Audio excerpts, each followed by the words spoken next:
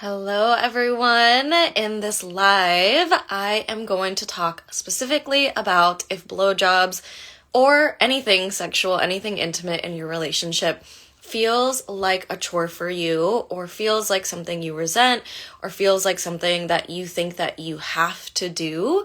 I'm gonna go ahead and unpack that. So it's been a minute since I've been live, so hello. If you haven't been live with me before, please give me a heart. I used to call this Sex and Coffee with Anne. I've got my coffee. Let's talk about sex. So I decided to make this live because it is the feedback that I get over and over and over again when people are talking about their issues or their resistance towards blowjobs. And that is often that I resent it. I feel like it's a chore. I feel like it's something that I have to do. So if this resonates with you and you're here live, give me a heart. Or if you're watching the replay, give me a heart. I know that this is definitely how I used to feel about it at a point in time in my life as well. And what I really want to say about this is, one, really honor that feeling, that anger, that resentment inside of you is coming from somewhere, and it is valid. And I can, take a wild guess of where it came from, which is all of the conditioning of our society towards women, towards everyone's sexuality, but I would say specifically towards women, that teaches us that in order to receive love, we have to extract and give of ourselves. And in order to keep a relationship going, in order to keep people interested in us, that we have to put aside our values, that we have to put aside our wants, we have to put aside our needs in order to receive love. On the surface, this can look like, I have to perform this thing in order to keep my relationship going. I have to do this thing in order for my partner to still be into me, in order for our relationship to keep going. It can show up in many different flavors and different ways, but the underlying part of it is that this is conditioning that maybe you haven't received from your partner. So a lot of people who bring this to me will tell me that it's not actually a pressure from their partner, but they still feel it inside and they don't know what to do with it. And so this is how, I always like to teach sexuality as it's not just about the technique, it's not just about the act, it's about all of the feelings, all of the memories, all of the conditioning that you hold, that you are bringing into the relationship and into the act. And so what you can do with this, and I already named it, but we'll go back to it again, is to honor the hell out of those feelings. For most of us, we have had experiences of brushing up against this conditioning of I have to. And yet we usually just blow over it, right? We usually just say I'm so annoyed, but you know what? I'm going to do it anyways because I love my partner. I'm going to do it anyways because I just need to get it done. I'm going to do it anyways because I want to make them happy. And what I want you to do is stop doing it anyways and to really listen to and witness that part of you. The part of you that feels resentment, the part of you that feels annoyed, the part of you that feels like it's a chore is a part of you that has righteous anger, and who is actually a power source inside of you. It's a power source inside of you that's saying I hate the way I've been taught this. I really don't like this narrative. And it's actually rubbing up for you to look at. Now, the thing that most people don't do is sit with it, acknowledge it, and really give yourself the space to feel that anger. So if we map this onto how sexual trauma works, essentially this conditioning of you have to do sex acts, you have to do things that you don't want to do, is like a trauma that comes from society. When we think about it from a trauma lens, trauma responses, triggers, right? So that feeling of anger, that feeling of that you get when you're about to engage in a sexual act that you feel like is a chore, you feel obligated to do, is a trigger. And trauma stays inside of your body when there is something that has not been fully felt and something that has not been fully resolved and something especially that hasn't been witnessed with loving eyes inside of you. So in order to move through this feeling, I want you to acknowledge it. And so you can write this down. You can write down all of the bullshit stories that you ever learned about what you have to or are expected to do in sex or in a relationship. And even just getting that out, and seeing it, witnessing it, looking at it and being like, this is real. Like I've received these messages for so much of my life. It is real. Is already going to be healing to that part of you that feels like it's never gotten to be seen, that it's never gotten to be heard, that it's never gotten to be witnessed, and it's never gotten to be loved.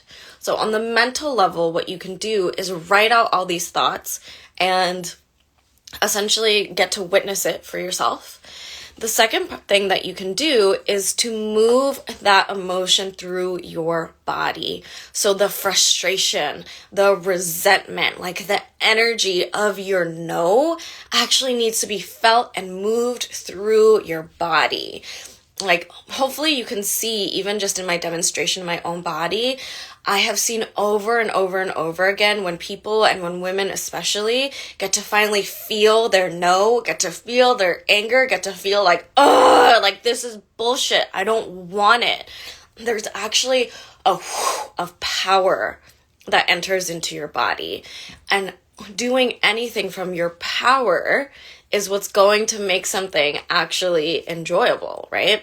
And so in the moving of the emotion, you reclaim the power of what that emotion is trying to give to you instead of stifling it down. Most people stifle it down, and then it just like comes up every time when you don't want it to be coming up. So you want to create a space for yourself to actually feel, move, like actually have your true feminine rage, like be out there. And so one of the easiest ways that you can do this is to put on a song that makes you feel nice and like safe to rage to, and let it out. Literally let it out, move it through your body. You can even say no, you can even like yell it out, you can like yell fuck you to all the places where all of this came from. And then the third thing to do is to then commit to not ever engaging in blowjobs, in sex, in anything that you don't want to do unless you are a hell yes. And so this is a part where you get to change your story. You get to actually put this into action, right? Actually, one step before that, I would say, is to sit and really love and to really give compassion and to really give forgiveness for the part of you that really internalize this conditioning. One of the things that melts a lot of these trauma responses, that melts a lot of this resentment, is love, is witnessing.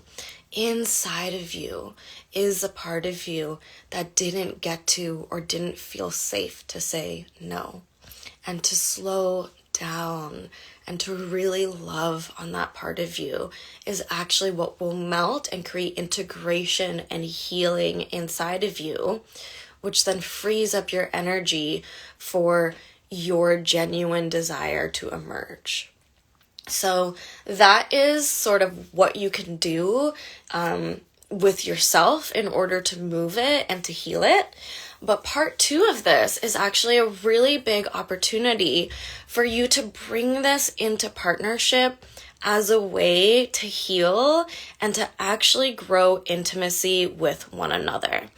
So, for a lot of us, we might have partners who are actually making us feel safe and are like, you don't have to do this, like, Like, I know a lot of people that are in healthy partnerships or have, communicative sexual partners who give you tons of permission to say no, but something still feels sticky inside of you.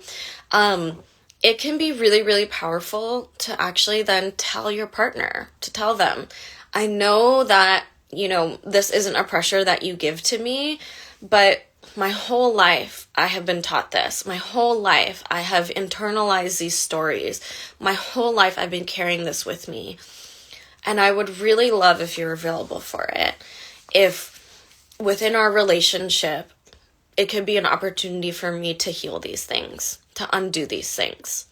And something that I say to my clients all the time that comes up with almost every one-on-one client and almost every single program that I have, to have a phase in your relationship, in your partnership with any sexual partner, no matter how serious or not it is, where your no gets to be honored and met with a lot of love, every single time you get that reaction of, it's okay to say no. You don't have to do this. It's okay to say no. It's okay to say no. That part of you heals. That part of you that's on the defense, that part of you that's angry, that part of you that's like, it gets soothed. It gets seen. It gets loved, right? And then, like I said, a new dynamic can emerge. What's also really, really beautiful about this is that actually having these types of conversations, having the awareness of all of the different dynamics that are happening, whether it's a blowjob, whether it's sex, anything intimate in your relationship, it feels like maybe like the scariest thing to do, and it's maybe like the unsexy part of sex, but I guarantee you this, having that sort of communication, coming together with someone that you love and being able to heal and to grow is actually that extra juice of intimacy, extra juice of sacredness, extra juice of something that can make something feel like a spiritual experience, a more connected, a more deep experience. That happens in the vulnerability. And the way that I orient to relationships personally is that every relationship container that I'm in, whether it's my romantic partner or my friends, it is a container where we get to grow together, where we actually get to blossom into the best versions of ourselves together. And when you can bring this dynamic into your sex life, into your blowjobs, into just your relationship in general, the level of the depth of intimacy, the depth of growth, the depth of like really truly being seen, being loved, being heard, like all of the true gifts of what a relationship is. And ironically, the true love that you're looking for when you are giving obligatory blowjobs, right? That's where you'll actually receive that love that you're really wanting. That's when you'll actually really receive the level of intimacy that you know is possible. It's when you are vulnerable. It's when you open up. It's when you discover more about yourself. It's when you acknowledge all of these things and you commit within yourself or within your partnership. We're going to move through this together and we're going to find a new way that is like 10 times more exciting. And so, yeah, that is the summary that I have for you today. I hope that if you've ever been in this dynamic, this really, really serves you. And this is just a little sliver. This is a little bit of a taste for you of the way that I teach and the way that I approach everything from blowjobs to your sensuality to your sexuality. It is all about the holistic picture. It's about the healing. It's about the mindset. It's about your spirit. It's about the energy. It's about the intimacy. And yes, it is also about the technique, which you will also be learning in the class. But I guarantee you, if you come to this class, you are going to get an entire masterclass around interpersonal dynamics in relationship. And also, if you're single, this is still such a great way for you. Like, the way that I teach dating, to be honest, to my clients is like, anything that you do in dating is practice for the one. Practice for, the long-term partnership that you're looking for or multiple partnerships. And So even if you're single, having this awareness within yourself, being able to communicate with this level of consciousness, being able to heal and move through these things is going to have you show up so, so powerfully to casual sex, to the people that you're dating, to everywhere that you go. So, again, I hope that this served you. Feel free to, if you're watching the replay, if you're here right now, leave any comment of which piece you're really taking away. And I am teaching a full class on this in a couple of weeks. And it is called BJ's for Your Pleasure. It is going to be a 2-hour masterclass where I'm going to be teaching you these concepts. I'm going to actually be leading you through embodiment pieces of actually moving energy through your body, getting to sit with and love on the parts of you that feel resentful or feel resistant around BJ's or just sex things in general. And it's beautiful. So I hope that you join me and hope that this served you. Thank you for your time. Mwah! Love you.